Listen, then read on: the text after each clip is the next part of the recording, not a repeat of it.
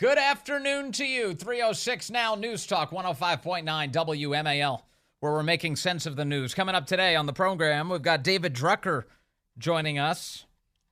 He's going to chat with us about the latest in this wild House Speaker race. Looks like Jim Jordan's kind of starting to accrue all of the support he needs. We'll see if he makes it. We'll also talk about the role that RFK Jr. is playing in this presidential contest. Gabriel Naronha is here today from Polaris National Security, a former State Department advisor on Iran. And we've got to get into the role that Iran has played and is playing in this war in the Middle East right now. And then Mike Gonzalez joins us from the Heritage Foundation at 5:30 on why we shouldn't be surprised that university students and their administrators have been siding with the terrorists during this saga. You can join us at 888-630-9625, 888-630-WMAL. All the headlines keep coming at us that the Israelis are preparing a big ground invasion into Gaza. Let me give you just some of the latest baseline data as we know it now, after a week from the terrorist attack. It was a little bit over a week ago where that terrorist attack goes into Israel and kills just so many people. We now know that those numbers, the numbers that were dead in Israel, amount to around 1,400 people, including many American citizens. 1,400 people killed. It's just in one of the most brutal terror attacks in recent memory. The military says, that's the Israeli military says, that they now believe 199 people were taken hostage by Hamas. That is nearly 50 more than what Israel previously thought. And if you remember back to early last week, as all of these people were being thrown into jeeps and vehicles and being driven back into Gaza, kidnapped, taken hostage, Hamas was claiming they had somewhere around 130. Now we know it's much closer to 200. They say 199 specifically, according to the Israeli military. Meanwhile, the Palestinian Ministry of Health, there is such a thing apparently, said today that among the people of Gaza, they say some 2,808 people have been killed and nearly 11,000 wounded is the claim. Gaza's Interior Ministry said is making the claim that no water has reached the enclave in 10 days, despite remarks from the White House on Sunday that Israel had agreed to restore water to the southern part of the Strip. Now, is it just my imagination or did I see water pipes being pulled up by Gaza terrorists and turned into missile launchers? Fairly certain I saw that. And this idea that, everyone, we have to look out for civilians. Really? Well, then why are you setting up your terrorist command centers inside of the civilian buildings? Israel has been warning, the New York Times reports, hundreds of thousands of people to leave northern Gaza for their safety. Generous of Israel, obviously, to reach out ahead of time and say, please clear the area. More than 400,000 people have gone to UN shelters that are under such strain that a relief official said his agency could no longer help. Have you noticed that this? I'm reading from the New York Times here, but have you noticed that the tenor of all of the coverage is, oh, poor Gaza. I can't believe Israel is attacking them. Have you seen this? It's like everywhere. It's the frame through which practically the entire media talks about this story. Not about the terror attack on Israel, the slaughter of innocents. Man, Secretary of State Anthony Blinken said Sunday that the Rafah border crossing with Egypt would reopen, raising hope that food and medicine could be brought into Gaza and foreigners could get out. The U.S. Embassy in Jerusalem told American citizens in Gaza, there are American citizens in Gaza, on Monday to move closer to the Rafah crossing if they believed it was safe to do so. But hours later, the scores of people who had gathered on the Gaza side of the crossing, toting what they could carry in suitcases, were stuck, waiting as diplomatic efforts foundered. Amid mounting concerns that the conflict could spread, Israel's military said it would evacuate people who live within 2 kilometers of the border with Lebanon. That's the northern border. Clashes have broken out there in recent days between Israel and Hezbollah, the powerful Iran-backed group that dominates southern Lebanon, with both sides trading fire across the border. All right, so still a lot more chaos right now going on. And you've got Americans who are stuck in Gaza who can't get across the border into Egypt. Egypt, as we've been talking about now for days, has closed off its border to any civilians in Gaza crossing into Egypt. Egypt apparently leaving these people to the slaughter and in the hands of Hamas. And now Israel is trying to clear its own people from around its northern border because of all of the incoming strikes from Hezbollah. All of this is Iranian funded and coordinated. The Iranians are giving money to Hezbollah, of course, and to Hamas, and sustaining all of these assaults on Israel. Speaking of Iran, the Iranians are now offering... I love how there's like all this stuff like, oh, we can't connect Iran directly to the attack. Not really sure what role Iran played, other than funding and financing the whole thing. Not really sure what role they played.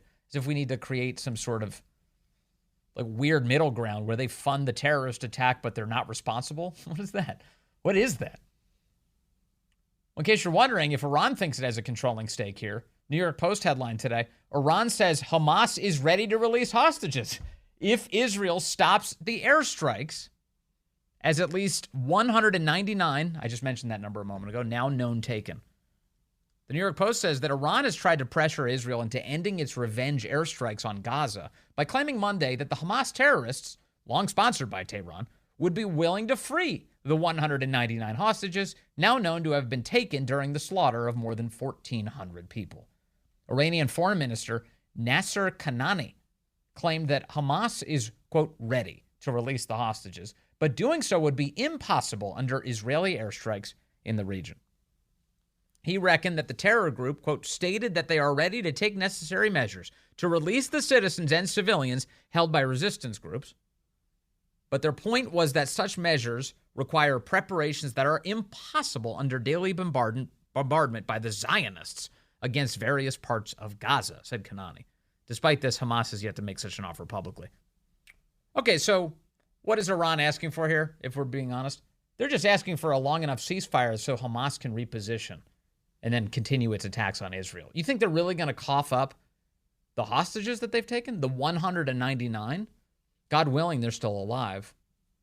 But that they're going to turn them over? And if that was the game plan all along, then the reason they took these hostages was to preclude retaliatory strikes by Israel after launching a terrorist attack against the people of Israel. But Iran's saying, hey, we're ready to work out a deal here. You'll get your hostages back. All you have to do is stop defending yourself. That's it. Israel, stop defending yourself. So that's the latest there. We also have some chaos. As we speak, there's some chaos outside the White House today. An anti-Israel group has led an insurrection at the White House today. This is today that this occurred.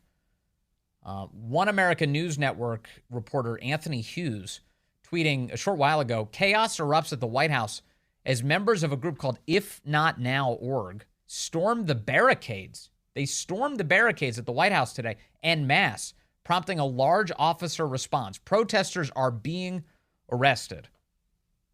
I've got some audio for you here. This is some of the sound as people are rushing the barricades at the White House today. Basically, what happened was this anti-Israel group decided that they would blockade all of the entrances in and out of the White House. No one would be allowed to enter. No one would be allowed to leave. And the group rushed the barricades at the White House. And the Secret Service started making a bunch of arrests today. Here's some audio. This is, again, from Anthony Hughes over at One America.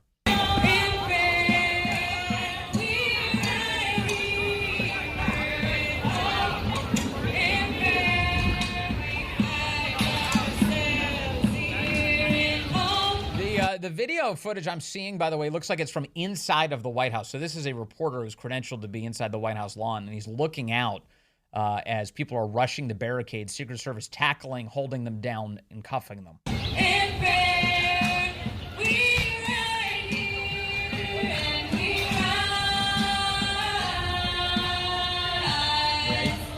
You really can hear more of the singing, of course, than the actual chaos of the barricades, but I'm looking at least dozens of officers making arrests as people rush them. Additionally, here's one of the anti-Israel activists describing what it looks like. I think this is just ahead of the people being arrested as they're blockading all of the entrances of the White House earlier today. This is just over an hour ago now. Out here with If Not Now, who's decided to block all the entrances and exits to the White House. So what kind of time do you do in the D.C. Gulag if you block all of the entrances and exits to 1600 Pennsylvania Avenue? Do you think they'll be spending any meaningful amount of time in solitary confinement for laying siege to the White House?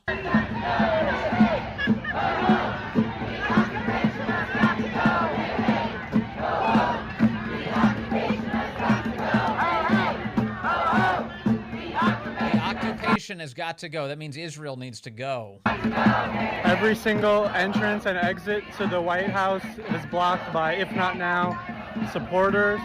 I don't know, I'm thinking maybe 1,500, 1,600 activists are here surrounding the White House. Over 1,000, 15 to 1,600, that's, let's see if, Matthew Graves gets all over this, right? Is he going to be investigating every person who was blocking the activities of our government today, people being able to get into the executive mansion?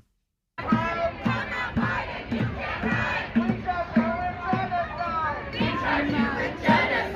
Joe Biden, you can't hide. We charge you with genocide. This is the anti-Israel group. Imagine standing out there in the wake of the terror attack on Israelis, the rape and killing of Israelis, and then saying that if you support Israel, that you are a part of a genocide. That's what this insurrectionist group is now claiming. Come on, Biden, you can't hide. Come on, Biden, you can't hide. We charge you with genocide. We charge you with genocide. I will say that I guess the only silver lining here is the left is at complete war with itself right now over all of this, aren't they? The revolution is consuming the left because, you've got basically there's been this obvious problem growing for years of this anti-Semitism, this anti-Israel sentiment growing, this pro-Hamas sentiment, pro-terror sentiment, and the left has pretended it doesn't exist within their own party, but it is metastasized. It is everywhere. It is everywhere. And now they don't know what to do. They have no idea how to navigate out of it. And Chuck Schumer's scolding everybody. You see him this week? He's just like, hey, we're pro-Israel. Stop it. And they're eating him alive. You have Joe Biden in the White House trying to condemn all of this. And it just sounds like they can't even break through. They can't even get through the crap storm that the left is launching at them right now. So that is happening because, they've indulged this type of bigotry for a while now. And it's coming home to roost, isn't it? In this really crazy moment when Israelis are killed in terror attacks of all times. So that's what's happening outside the White House right now. We'll bring you any updates as we have them, but Secret Service looks like it lowered the hammer here and made a bunch of arrests today. We'll see if anybody actually gets prosecuted for anything. It's 3:19 now. Let us go to the phones. We've got JT in D.C., line 4. JT, good afternoon. You're on the Vince Coglianese Show. Hey, good afternoon, Vince. How you doing today? Good, sir.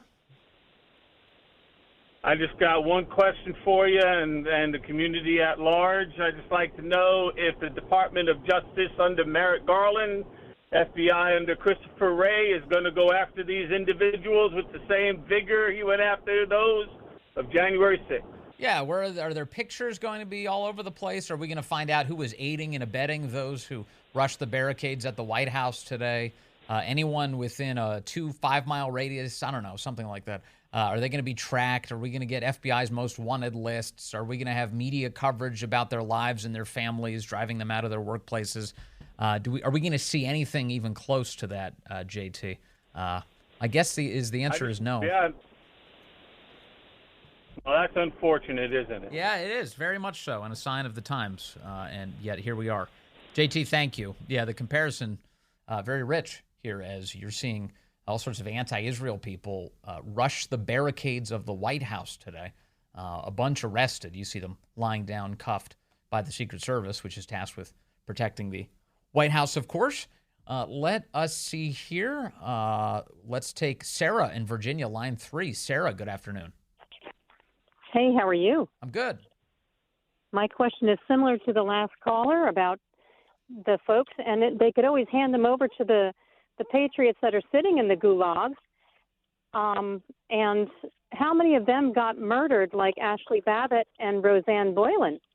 Yeah, no updates on how many of the protesters were murdered by the police today. The insurrectionists here. If we get any updates, I'll tell you, Sarah. But I do wonder if they do get thrown in the D.C. gulag, do you think that the anti-Israel people are going to be singing the national anthem alongside the January 6ers? Not ours. I don't think so either. Thank you, Sarah. Yeah, not ours. That's clever. Thank you. Let's see here. Chris calling in from Thurmont now, line 5. Chris, good afternoon. You're on the Vince Coglianese Show. How you doing, Vince? I'm all right, Chris. Good. What the heck is going on? People have lost their ever-loving minds. Right. And I would like to reiterate with the last couple of callers. You remember when the protesters outside of the White House, when Donald Trump was in office, stormed the White House and burned the church across the street? Yes. No one was prosecuted. And, it was amazing. I mean, in addition to that, remember, it was such a threat that they had to take the president of the United States to the bunker of the White House.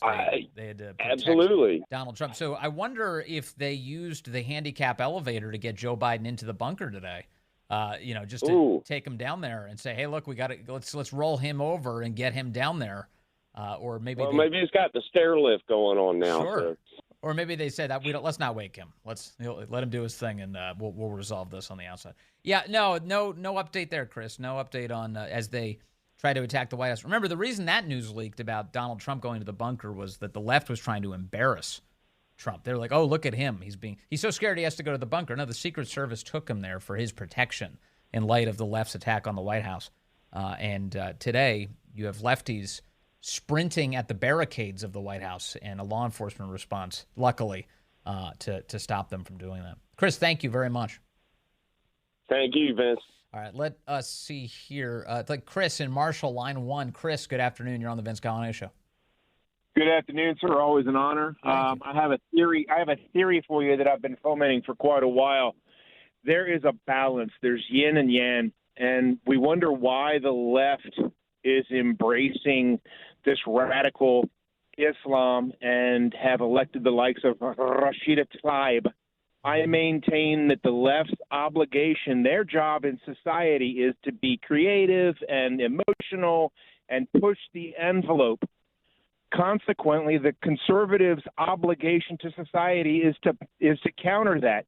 It's to define the envelope against which they push. If you have kids, if you've ever seen a toddler get scared of being away from their parent too much, they throw a tantrum. I believe that what the left wants, yes, they want to be expressive, yes, they want to be creative, but they are desperate for discipline.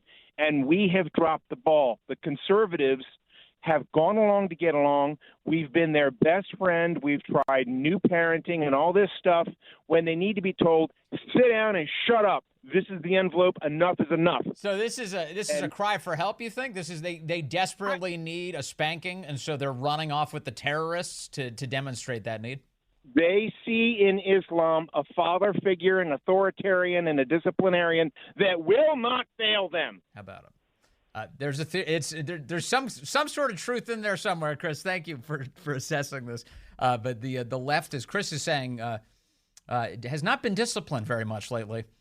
That's true. And they've gotten so crazy they're running off with the terrorists. Maybe time for a spanking. It's 3:30. This can't be real. I'm looking at a photo from the White House right now today. They tweeted, this morning, POTUS and VP were briefed by their national security team on the latest updates in the wake of Hamas's abhorrent attack in Israel. And I'm looking at the photo. Everyone's highlighting. Have you seen this? And they're sitting in the Oval Office, the whole security team, and Biden is sitting in the chair that the president's usually found in, right next to the fireplace. And Kamala Harris is nowhere to be found. The White House claims that the vice president is in this photo, but this must be like a Where's Waldo. I can't find her anywhere in it. In fact, the seat that's seated right next to him is completely empty. So either she was invisible or she wasn't in the room. What a world. Thanks for joining us today. We got a lot of great guests coming up. Gabriel Noronha will be here former State Department advisor on Iran. We'll talk about what is going on with the Iranians and the stake that they have over all of this chaos in the Middle East. And Mike Gonzalez will be here at 5:30 from the Heritage Foundation on these out-of-control university students and administrators who've been siding with the terrorists this past week. That's been eye-opening, hasn't it? And you can join us at 888-630-9625, 888-630-WMAL. We have a big speakers race going on, a lot of horse trading apparently behind the scenes for Jim Jordan as he accrues more and more support. Here is the former speaker, Kevin McCarthy, this morning on Fox. My focus is to get Jim Jordan elected speaker, get this Congress back moving again. Right. It's one thing to get elected, it's another thing to govern. Well, is Kevin McCarthy's endorsement enough to get him over the finish line? David Drucker joins us now. He's a senior writer for The Dispatch and the author of the book In Trump's Shadow, The Battle for 2024 and the Future of the GOP. David, great to have you back with us, sir. Yeah, good to be here. Thank you. This speaker race has been interesting. There were a bunch of holdouts going into the weekend, but it seems one by one they're starting to fall in Jim Jordan's direction. What do you think is going to happen here? Well, look, I think if we look at who's been endorsing him or saying they will vote for him on the floor tomorrow, when the vote is scheduled for tomorrow at noon is when they're supposed to come in and begin proceedings. These were not just holdouts, but prominent members of the conference who, one, had supported Kevin McCarthy and then Steve Scalise, and two, were not happy with how Jordan and his supporters handled the initial election that elevated Scalise. And so getting their support, I think, is crucial, because when other members that are also holdouts start to look at prominent members of major committees in the conference begin to move, they start to feel like they're out there a little bit on an island, and it's not where the House Republicans like to be, not the kind of House Republicans that are interested in governing and care about the institution. And so I'd say right now that Jordan is the favorite to win a floor vote, even if it takes a couple rounds. But he's a favorite. Sure. What I'm wondering, though, is what cause any of these Republicans might have to be grumpy with him. You mentioned the vote for Scalise in the first place, but as I've seen it throughout, Jim Jordan has kind of been rather gracious towards all of these guys, to include when he supported McCarthy to become speaker in the first place. He supported McCarthy during the ouster vote. He then put his name in the hat after McCarthy said, I'm not going to be a part of this race anymore. When he lost to Scalise, he said, okay, I'm going to back Scalise. In fact, I'm going to give a speech nominating him for the role. Scalise couldn't accrue enough support. He jumped out of the race. Now Jordan's back in it. It's hard to see how Jordan could be more gracious than he's been to these guys. Well, look, if you talk to Republicans who supported Scalise, they don't believe that Jordan was as gracious as it appears. What they believe happened was that Jordan said he would support Scalise on the first ballot, and then all bets were off. I think number two, there's a lot of frustration because Kevin McCarthy won a conference vote to nominate him to become Speaker of the House last fall with 188 votes, I believe. The conference then proceeded to disregard that on the House floor. The conference then votes to elevate Scalise, and according to the rules, the winner of the vote is supposed to be the nominee who gets the votes on the floor. People who didn't like the way the vote went then proceeded to ignore the results of the vote and said that they would not honor it on the House floor. And so I think for members that have been honoring the outcome of these votes, there is a lot of frustration that they're put in a position where they have to do what many other members refused to do. And because it's these many other members that have refused to do it, at least recently, because they prefer Jordan, I think that's where the frustration comes from. Got it. But now that Jordan has won the nominating vote behind closed doors, one would assume that if the rule is you're supposed to vote for the guy, those very same people who made that argument would do that. Yeah, that's why I think you've seen them begin to fall in line today. But yeah. I think that when one group of people do not – look, we talk about this. Think about this in terms of illegal immigration. Right. What frustrates so many Americans about illegal immigration is that they're paying their taxes and following the rules, and you have a group of people that are breaking the law and are not punished for breaking the rules. And so beyond all the national security implications and budgetary implications of illegal immigration, there's this broad frustration in America among many people that why do I have to follow the rules and they don't? Right. And I think you can use that example in turn, and then it's like, why do we have to follow the rules? Well, because you say the rules matter, but it's not fair. And so you use that analogy, I think, to understand the frustration in the conference. So what's interesting though is, when McCarthy was elected in the first place, the demands that were put on him in order to get him elected were pretty public, I thought. I mean, the people who were holdouts had a specific list of things they wanted. They were very public about what they wanted. I feel like with this process, I'm just suspicious of it, David Drucker, that there may be some horse trading going on out of public sight in order to bring over people like Mike Rogers and in the last few hours here, Vernon Buchanan. They're now signaling their support for Jim Jordan. They're claiming, well, look, we talked to him and we're ready to be good team players and to support him. But I kind of suspect there's got to be a little bit more to it than that they got some sort of key concession out of him in order to get to yes. Well, that could be the case, and I think, we're going to have to see how this unfolds. I think one of the, and this gets back to, I think there's been this problem in the conference where there are many members, and I'm not casting aspersions or meaning this in a pejorative way among any faction of the conference, where people, in order to get your vote, want very specific asks satisfied. But a lot of times one faction's ask goes against the principles of another faction's ask. Sure. And it's very hard to lead. And it's, by the way, very hard to negotiate and win concessions and leverage your majority in divided government when the Senate's controlled by the Democrats and the White House is controlled by Democrats, when your conference doesn't give your leader, the flexibility and the latitude to lead and then come back and say, obviously, I need your approval in all of this, but here's the best way we can get something conservative out of a government in which we are outnumbered. Right. And so I think this is part of the issue that is going to plague Jordan if he wins the gavel. Yep. How does he negotiate a deal that by its very nature, President Biden and Chuck Schumer are going to have to be able to declare some sort of victory? Sure. Well, he's only going to be able to do it if they give him more latitude than they would give Kevin McCarthy. Right, and the reason that it's like this is because of the narrow margin on power that they have in the House. The same is true in the Senate for the Democrats. They have to work to satisfy people like Kyrsten Sinema and Joe Manchin to get their legislative agenda advanced. Having such small margins mean fewer members can control so much of the activities there.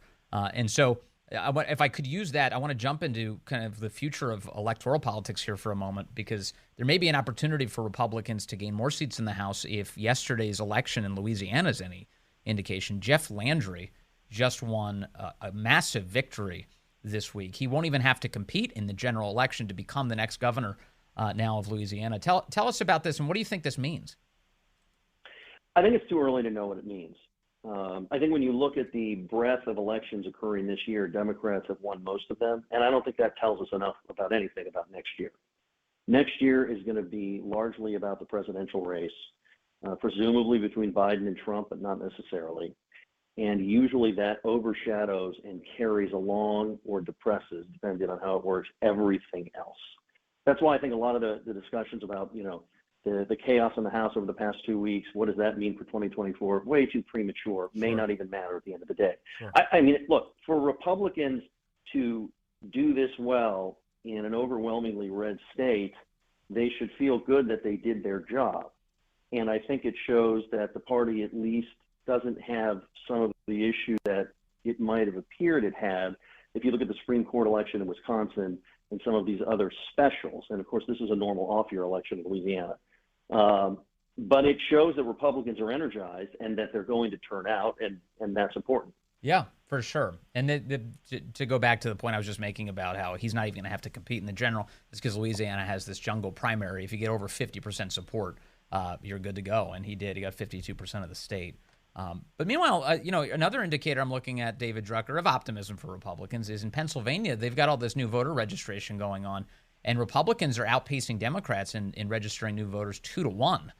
So there's clearly some energy here to, I think, anti-Biden energy fundamentally around the country, and Republicans may have a tailwind from that.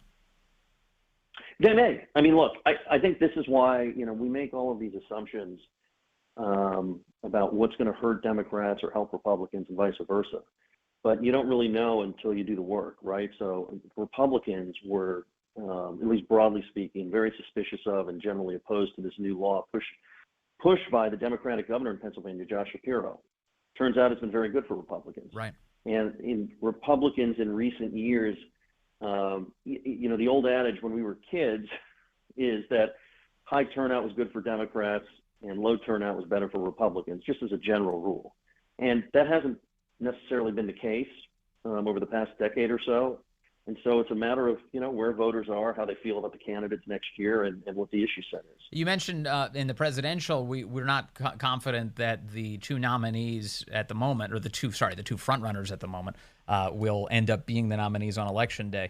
But let's say they were for a moment, that we do have Joe Biden and Donald Trump as the front of their respective parties. What role do the independent candidates play in this race, in particular RFK Jr. and Cornel West, the socialist? Could they, play a spoiler in this race?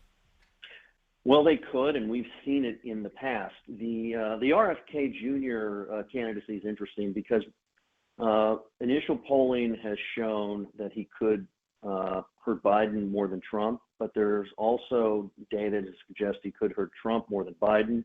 It could totally be a wash. Cornel West could end up being a candidate that might remind us of Ralph Nader from 2000. Gets very little, but just enough in the right places to swing an election. And then again, we make a lot of presuppositions about how these third-party candidates are going to impact an election. And sometimes all they end up doing is getting votes from people that were never going to vote in the first place or never going to vote for the two major party candidates.